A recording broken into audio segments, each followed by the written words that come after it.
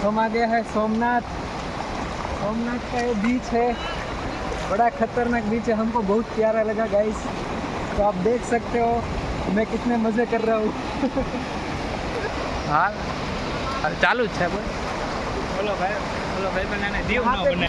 यहाँ पे पिछले साल के मुताबिक कुछ खास कुछ नहीं है इस साल, ठीक है।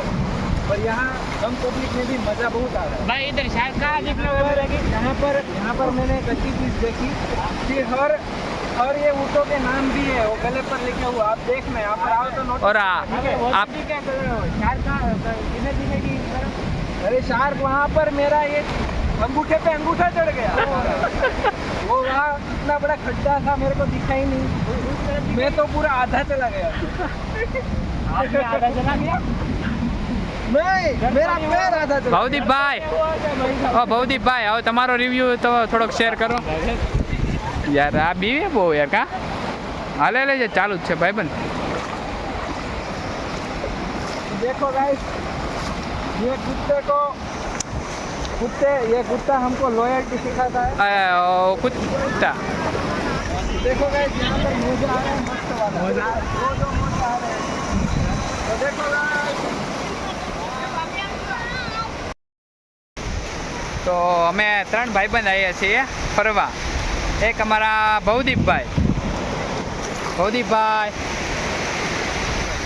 અને એક આ વિશાલભાઈ। यो બોયસ, તો તમને કેવો આનંદ થયો? ભાઈ મને તો બહુ જ મજા આવે છે।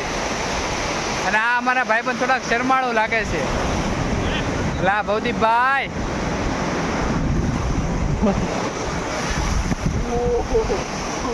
વાહ સો બ્યુટીફુલ।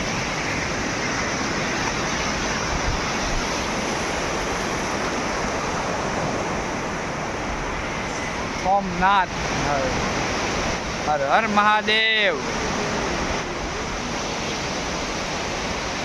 કેવો સેલ્ફીમાં ફોટો સારો આવ્યો હે ભાઈબંધ? અરે સ્નેપચેટમાં એક નંબર ફોટા હો ભાઈ। એમ ને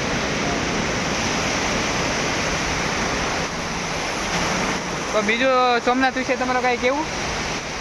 જો ભાઈ દિલથી કહું, અહીંયા ફરવાની જગ્યા બહુ સારી છે, પણ બીજી વસ્તુ, તમે જ્યારે અંદર દર્શન કરવા જાઓ ને, તમારી અંદર ભગવાનની ભાવના છે ને, તો તમને અહીંયા ધ્રુજારી ફીલ થશે।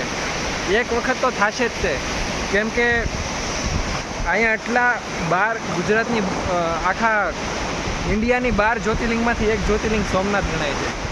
તો ત્યાં તો બધાય લોકો આવે અને ત્યાં પ્રોપર મહાદેવ જ બેઠા છે। મને મારી ફિલિંગ એ છે આજની।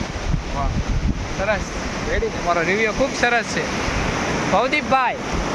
સો what you think about this place? Video બંધ કરીને એ ભાઈ ભવદીપભાઈનો મારે કાંઈ રિવ્યુ છે નહીં,